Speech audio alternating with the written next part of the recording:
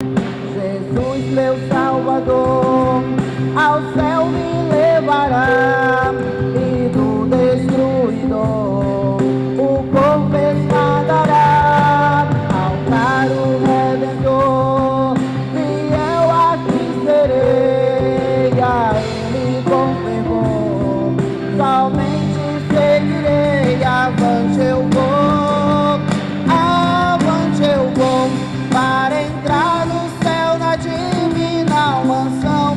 Tenho gozo muito profundo, Jesus no coração. Não olhando para o mundo, avante eu vou. Cumprimento os amados irmãos esta noite com a paz do Senhor. Convido os irmãos a fazermos a leitura da palavra de Deus. Vamos ler o Salmo de número 24.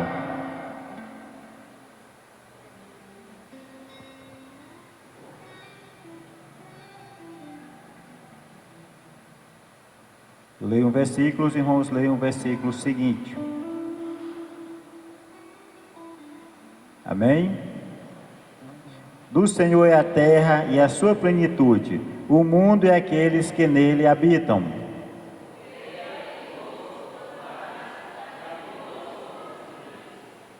Quem subirá ao monte do Senhor, ou quem estará no seu santo lugar?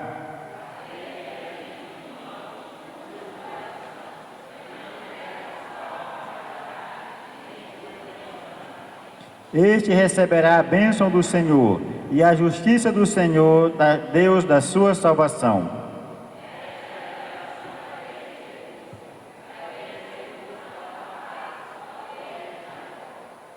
Levantai, ó portas, vossas cabeças, levantai-vos, ó entradas eternas, e entrará o Rei da Glória.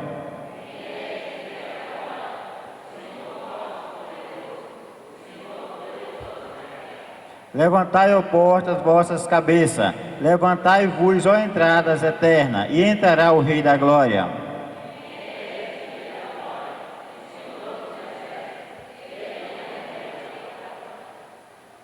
Ó Deus querido, Tu sabes, Senhor, como a Tua igreja, como cada um, Senhor, tem chegado aqui nesta noite. E talvez, Senhor, alguém tenha chegado dizendo: Senhor, fala comigo nesta noite. Deus, que Tu venha falar com o Teu povo, através dos louvores, através da Tua poderosa palavra. Deus, fica conosco, é o que nós Te pedimos, no nome do Senhor Jesus. Amém.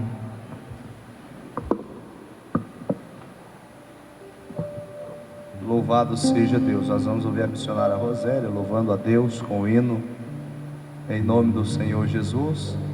As congregações que estão aí na escala para louvar já estão tudo no ponto. Deus, irmãos da congregação Emanuel, levante a mão aí. Glória a Deus. Vamos ouvir a missionária louvando. O circo de oração está no ponto para cantar também, minhas irmãs? Não, né? Então nós vamos ouvir a missionária louvando ao Senhor nosso Deus, logo após a congregação. Os irmãos ainda estão chegando, estão se aproximando. Cadê? Não chores, quem cuida de você não dorme.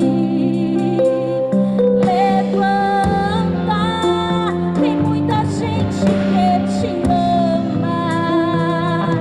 Deus mandou te dizer que vai acontecer. Deus mandou te falar que tudo vai passar. Não chores, quem cuida de você não dorme. Levanta, tem muita gente que te ama. Deus mandou te dizer que vai acontecer. Deus mandou te falar que tudo vai passar. Uma coisa estou sentindo aqui agora, que Deus está neste lugar. Deus está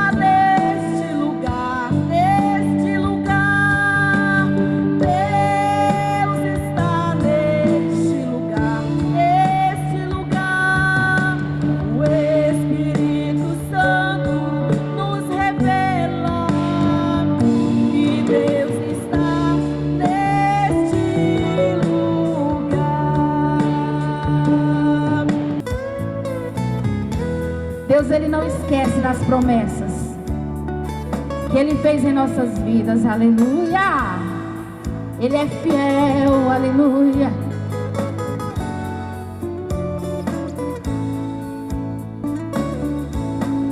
Deus deu vitória a José, o sonhador, por ser fiel, do Egito foi governador. Essa fornalha não é para a tua derrota, nela Deus te exalta, passeia contigo, entrega a tua vitória. Vai ser de repente quando acontecer, um povo aqui na terra desaparecer. Num piscar de olhos a igreja vai subir. Se prepara a noiva que o noivo vem aí.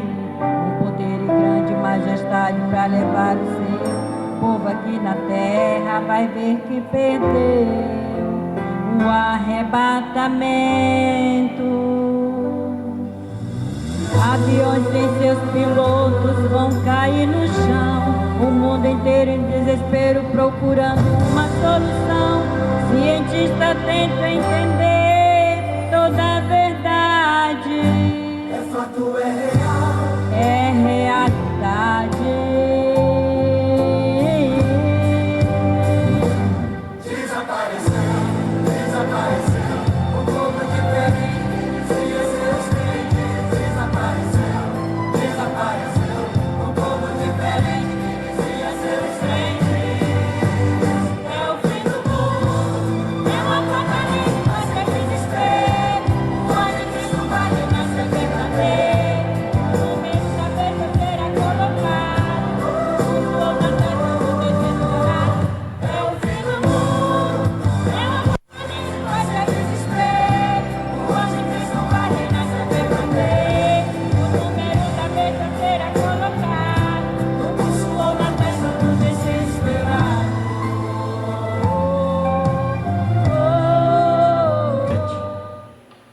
Carta de Paulo aos Efésios, capítulo de número 5 e o versículo de número 27. Amém? Efésios 5 e 27.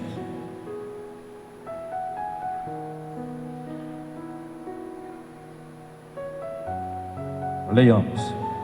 Para apresentar a si mesmo igreja gloriosa, sem mácula, nem ruga, nem coisa semelhante, mas santa e irrepreensível. Meus queridos e amados irmãos, nós queremos meditar um pouco sobre este tema, as qualidades da noiva de Cristo, ou seja, as qualidades da igreja. Todos nós sabemos perfeitamente o que quer dizer essa palavra igreja ou eclésia, né? Um grupo chamado para fora. A figura da igreja no Antigo Testamento era exatamente Israel.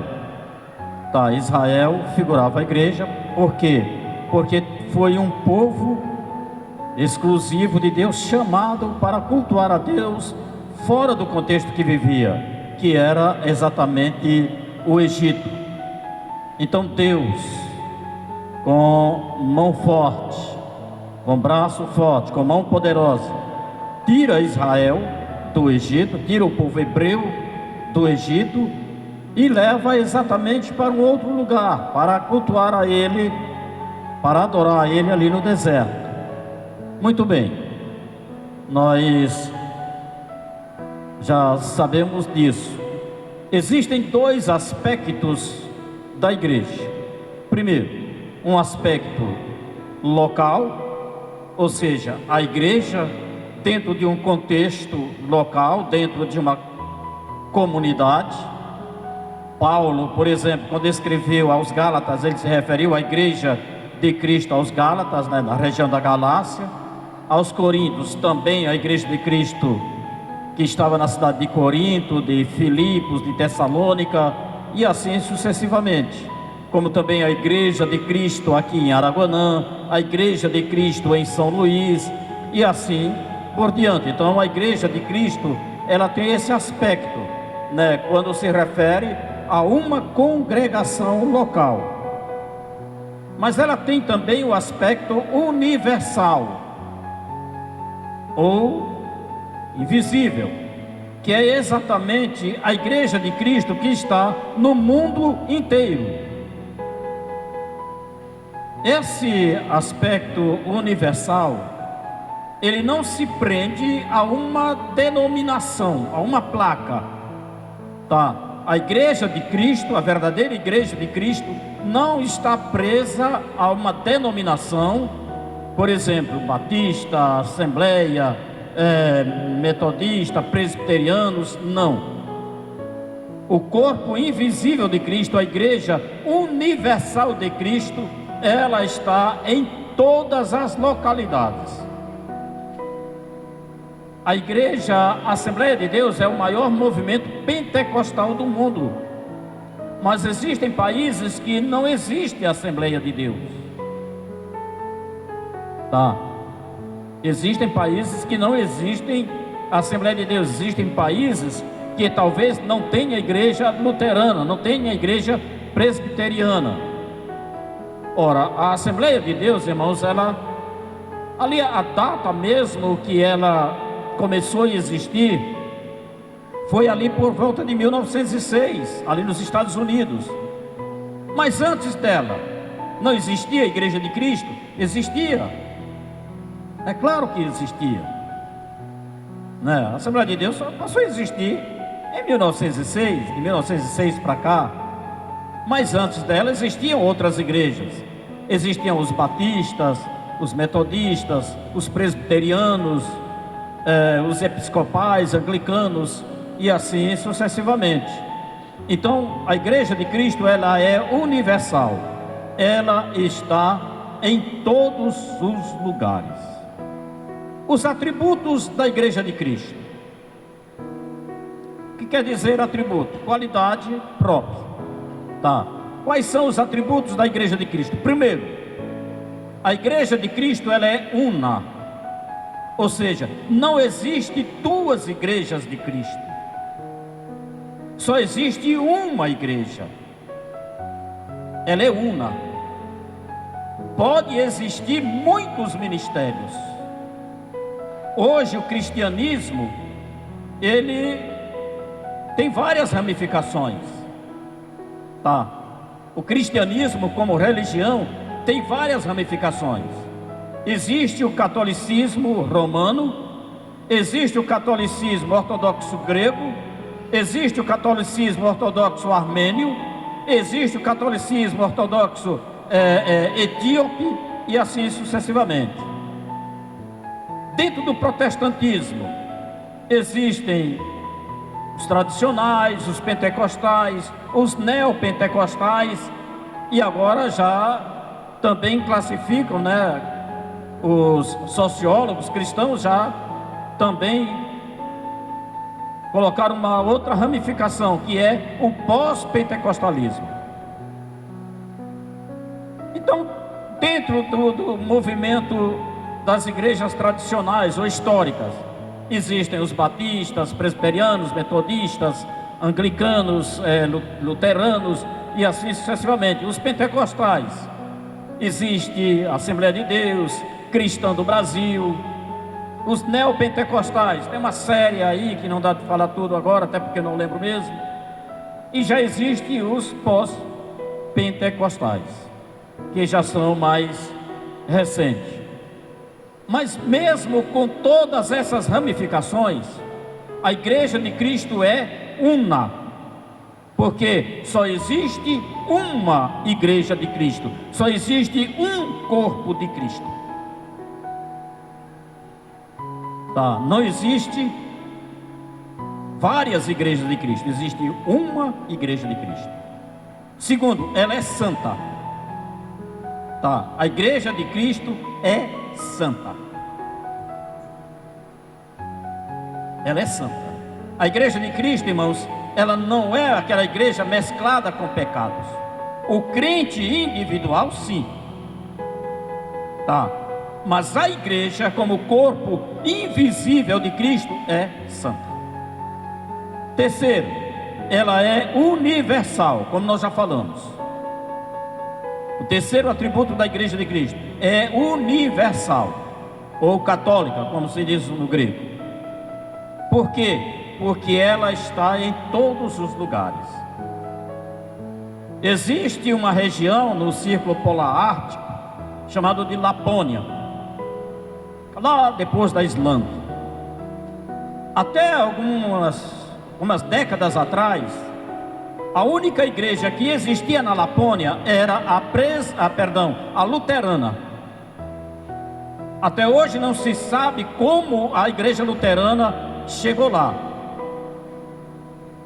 Alguns talvez acreditam que chegou exatamente com o movimento missionário que existiu lá por volta do século XVIII, os moravianos, liderados ali pelo conde Nicolau Zinzendorf.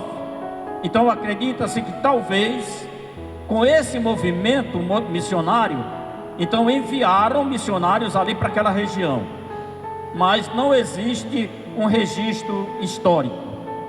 Mas até algumas décadas atrás, a única igreja que existia naquela região era a luterana, ou seja, a igreja de Cristo estava também presente naquela região tão distante. Então, um dos aspectos da igreja de Cristo um dos atributos é que ela é universal. O quarto atributo da igreja de Cristo, ela é apostólica.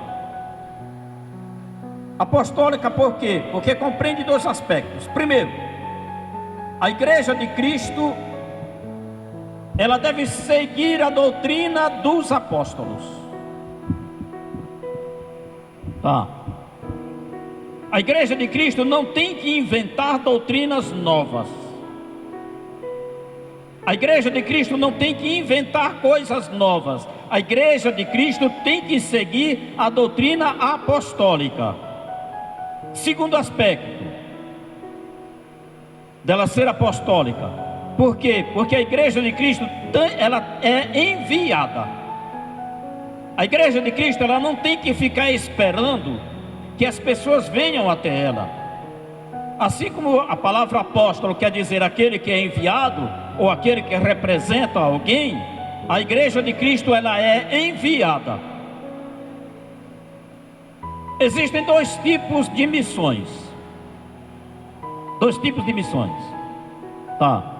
A centrípeta, que era a missão de Israel. A centrípeta quer dizer força que atrai para dentro de si. Era a missão de Israel. A missão de Israel era atrair as outras nações para que viessem conhecer o Deus de Israel, para que viessem cultuar a Israel, para que viessem ter conhecimento dos estatutos deixados por Deus para a nação de Israel. Israel falhou na sua missão. A missão da igreja é o que se chama de missão centrífuga. O que quer dizer a missão centrífuga? Força que expele de dentro de si para fora. Tanto é que quando Jesus Cristo avisou os seus discípulos antes da sua subida aos céus, ele disse: permanecei em Jerusalém, até que do alto sejais revestidos do poder, e então ser-me-eis testemunhas, tanto em Jerusalém, Judeia, Samaria e até os confins da terra. Ou seja, a igreja, ela é apostólica. Por quê? Porque a igreja, ela tem que ser fundamentada, ela tem que andar segundo a doutrina dos apóstolos. E segundo, porque ela é enviada, sempre enviada. A missão da igreja, irmãos, nunca termina. A igreja é a única instituição que está a uma geração de se acabar. Porque se nós não evangelizarmos esta nossa geração, com certeza não teremos crentes na geração futura. Porque se hoje nós somos crentes, estamos aqui cultuando, adorando a Deus, é porque alguém da geração passada nos evangelizou. Alguém falou de Cristo para nós, e nós temos essa missão de evangelizar a nossa geração, para que essa geração evangelize a geração futura, e a geração futura evangelize a outra, e a outra, e a outra, e assim a igreja continuará. Existem 14 cartas escritas à Igreja de Cristo, 7 cartas escritas à Igreja de Cristo vivendo em situação normal, tá? Que é Romanos, Coríntios, Gálatas, Efésios, Filipenses, Colossenses e Tessalonicenses. Essas 7 cartas, irmãos, o apóstolo Paulo escreveu, tá, para as igrejas naquelas localidades, vivendo em situação normal. Mas existem 7 cartas que foram escritas para 7 igrejas vivendo em situações adversas, em situações difíceis, que são as 7 cartas encontradas lá no Apocalipse, no capítulo 2 e no capítulo 3. Essas igrejas estavam vivendo situações difíceis. Por exemplo,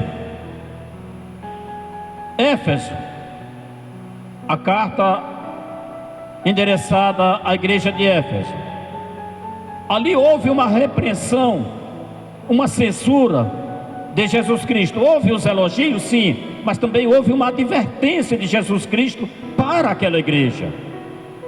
Uma coisa tenho contra ti, que abandonaste o teu primeiro amor.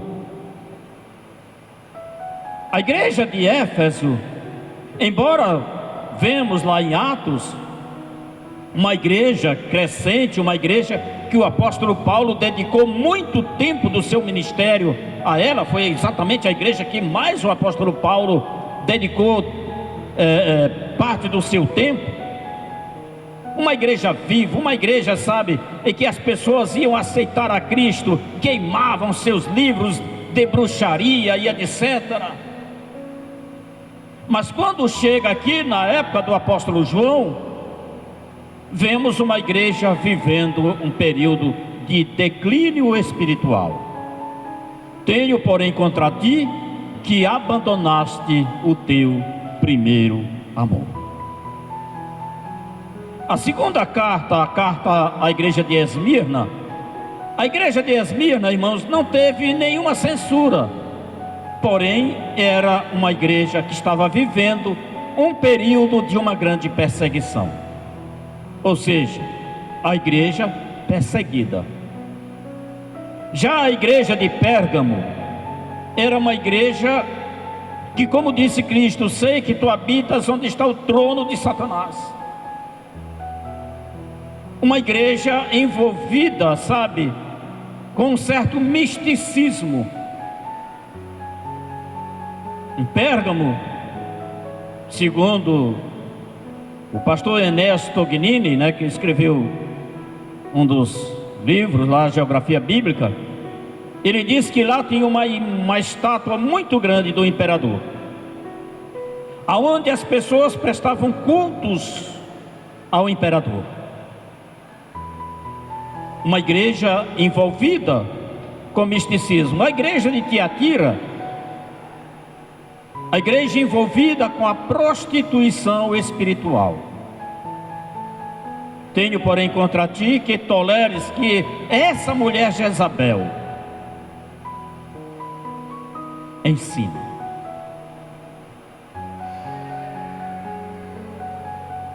A igreja de Sardes é a igreja que estava vivendo um período de uma falsa aparência, uma falsa santidade. Porque tem nomes de que vives, mas na verdade está morta.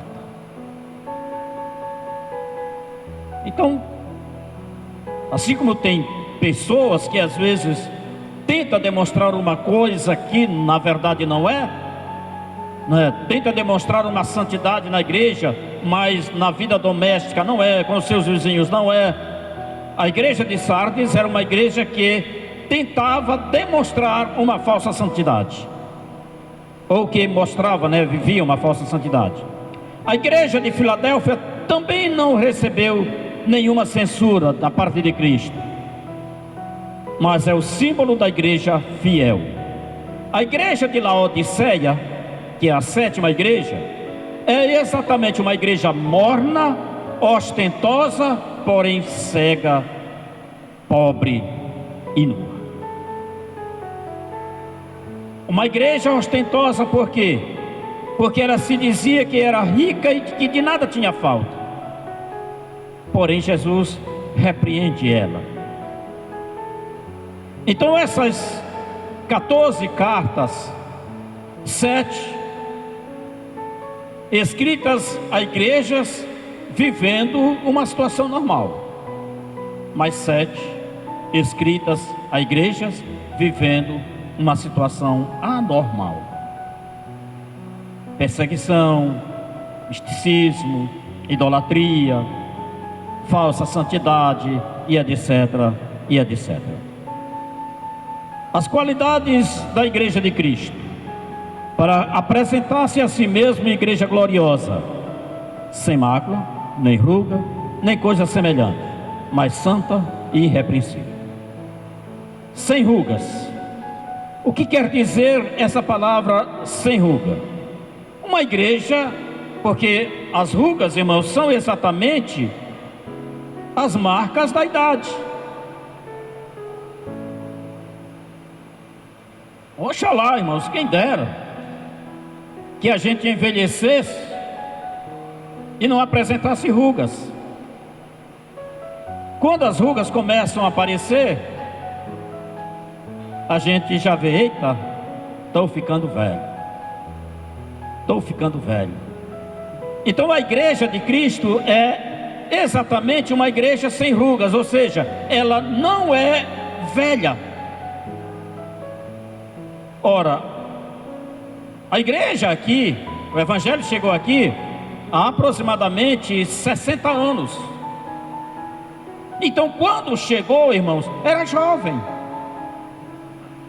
Se tivéssemos ainda os nossos pioneiros vivos e eles chegassem aqui, eles iam ficar admirados. Por quê? Porque continuariam vendo uma igreja jovem.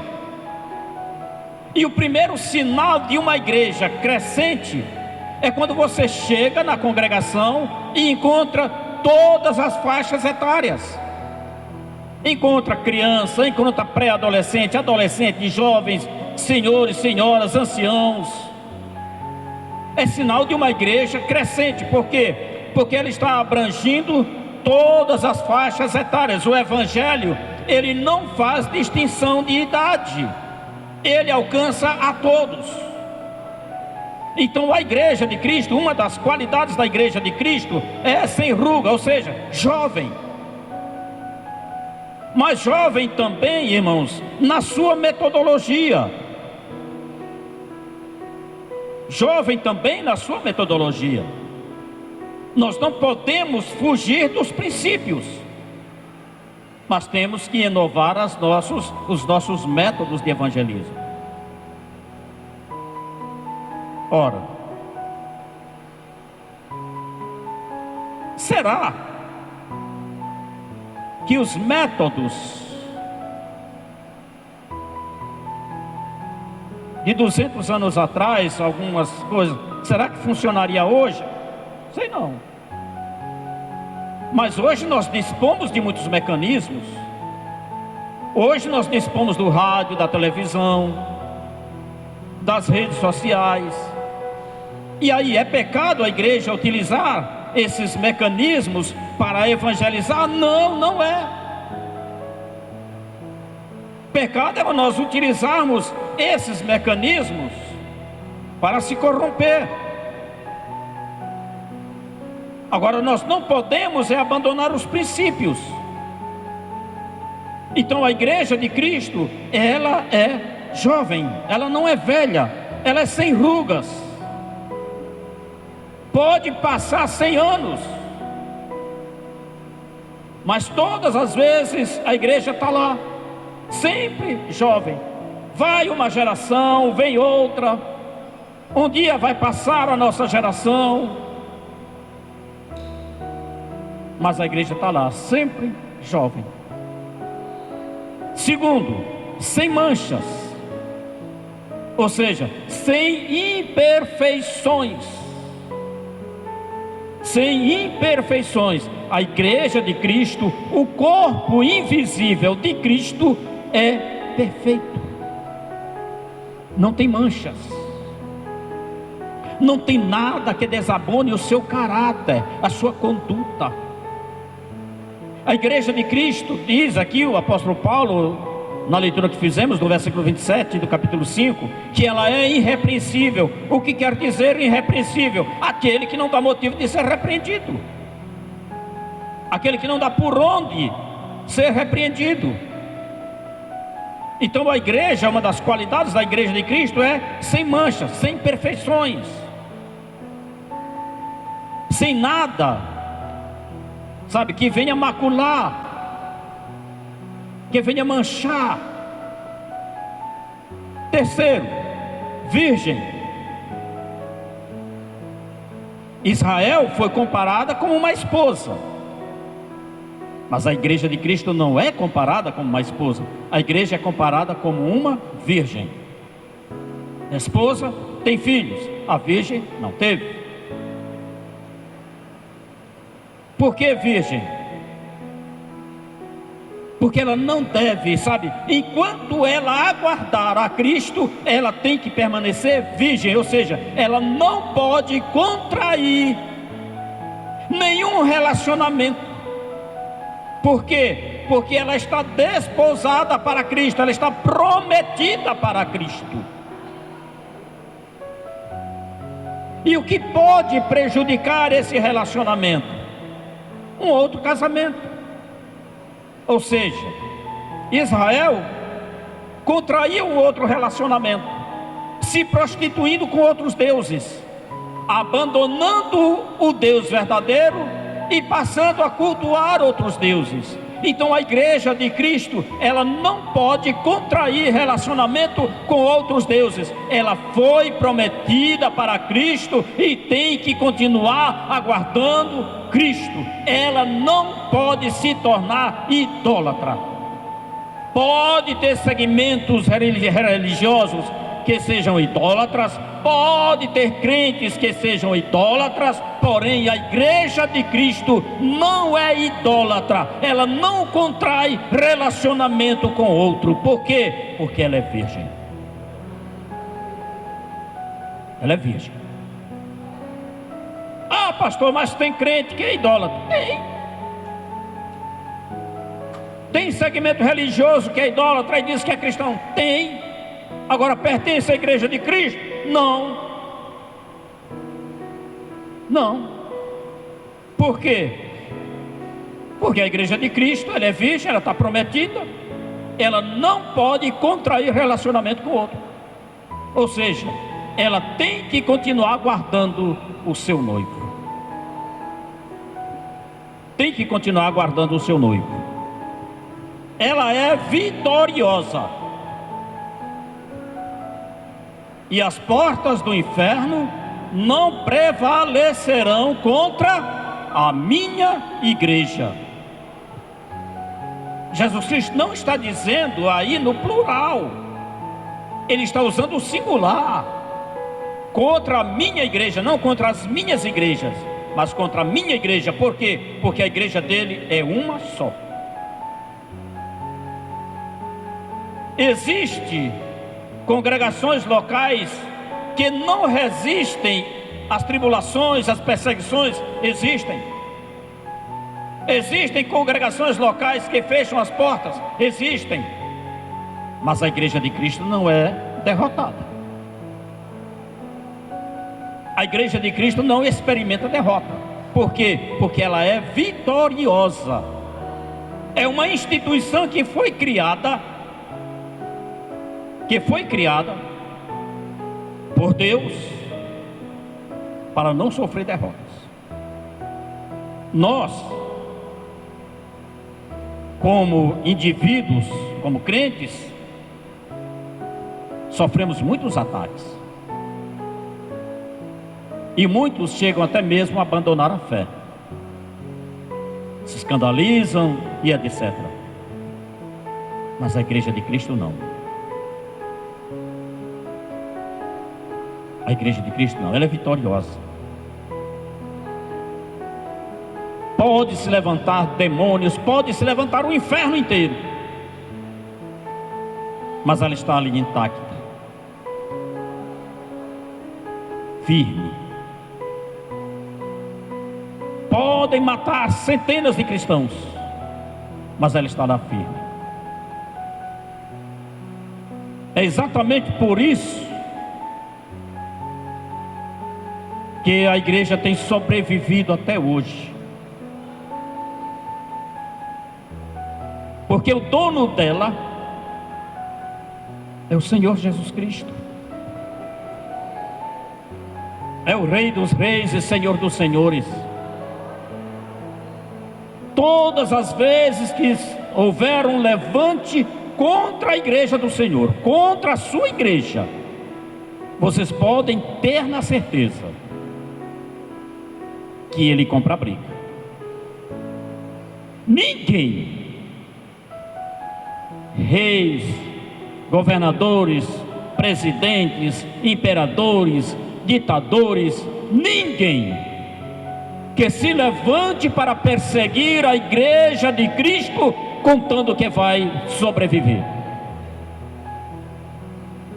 Porque duas coisas podem acontecer: ou ele pode ser rendido ao Evangelho, pode se render ao Evangelho, ou ele será esmagado pela igreja, porque a igreja de Cristo é vitoriosa.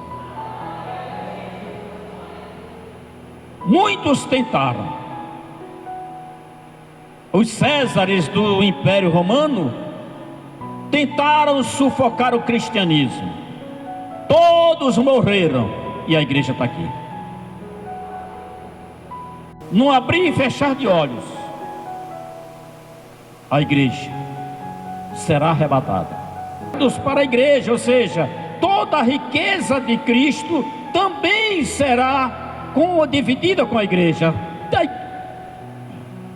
A igreja também fará parte dessa glória. Segundo, ela será galardoada por Cristo.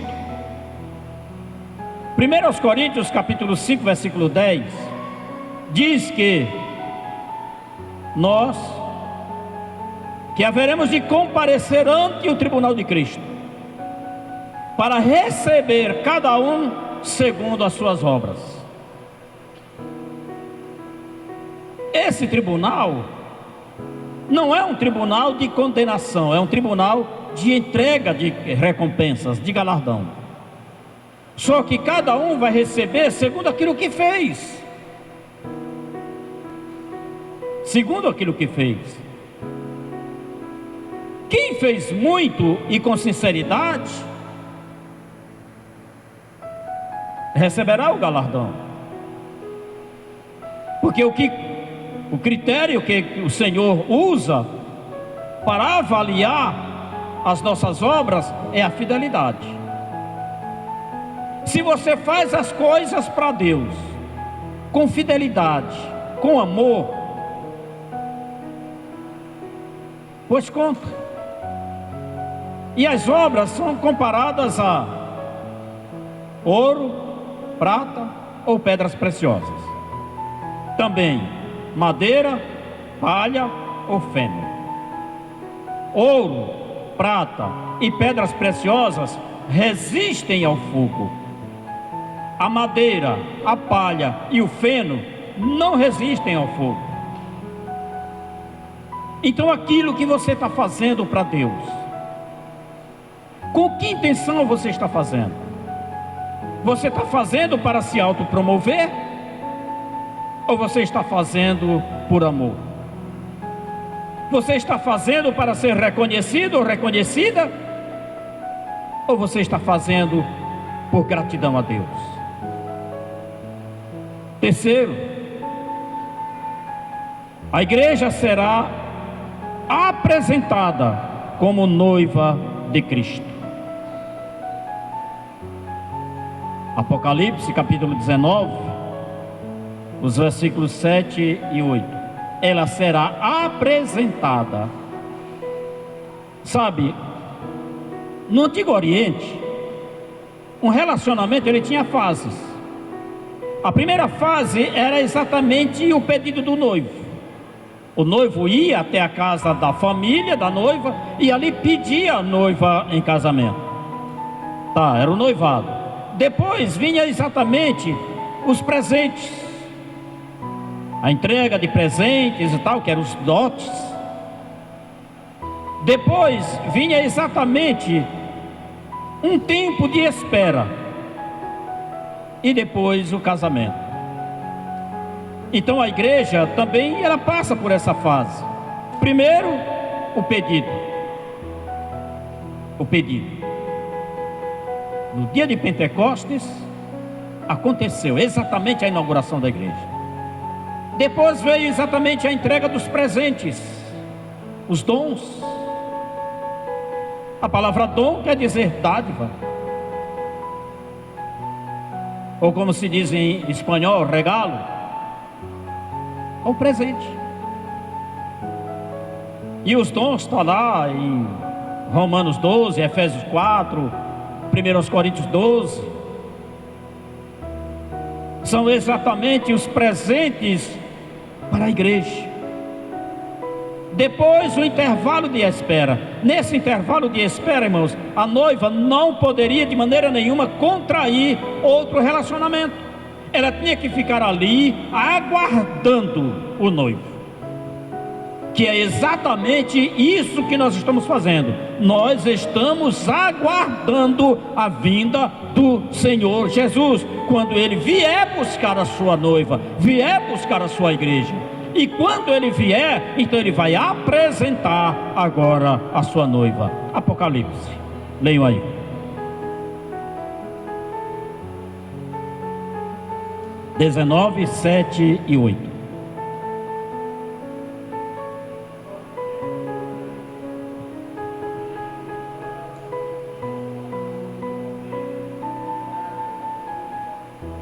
Oh, a noiva está prontinha.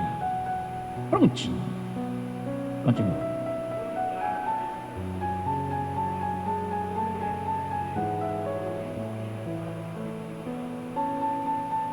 Olha, hoje, né, lógico, com a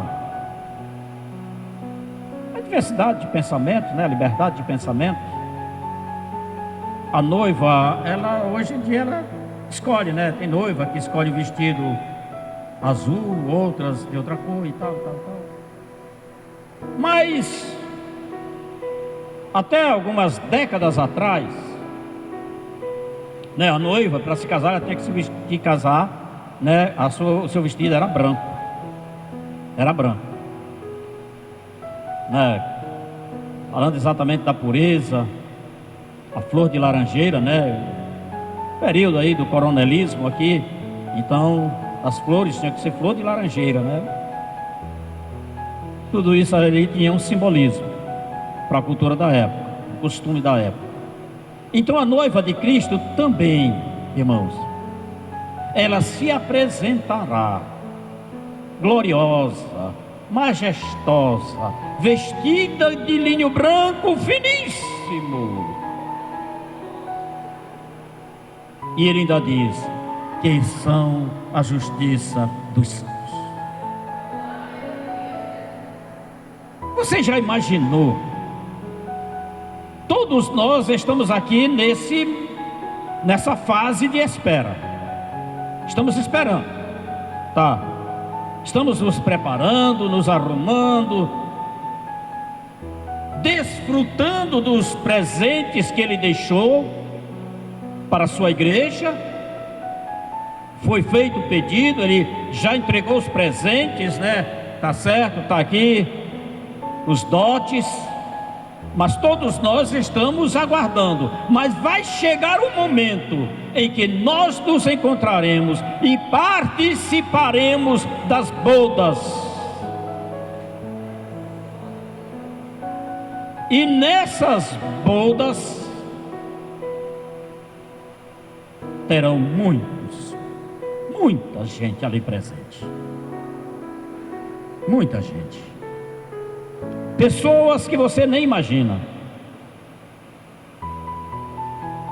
Jesus Cristo disse que naquele dia muitos virão do norte, etc, etc.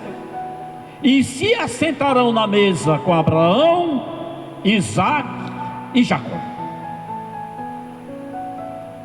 Nesse dia você vai conhecer todos os patriarcas, profetas, homens que fizeram a história, homens que escreveram a Bíblia, homens que fizeram, que construíram a história da igreja. Nesse dia nos assentaremos juntamente com eles. Será uma festa, irmãos, gloriosa. Já participamos de muitos casamentos. Já fizemos a cerimônia de muitos casamentos. Mas tenho certeza que nenhum desses se compara com o encontro de Cristo com a sua noiva. Ela será unida a Cristo pelas bodas do Cordeiro. Ou seja, bodas quer dizer exatamente festa de casamento. Então nesse dia a igreja, está lá no Apocalipse capítulo 19, versículo 9. Então nesse dia será realizado o casamento. A igreja será herdeira com Cristo. Romanos capítulo 8, versículos 16 e 17. A igreja será herdeira com Cristo.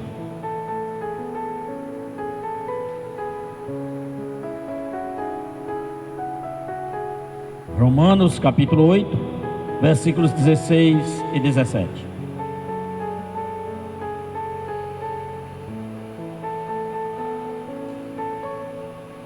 E somos filhos de Deus.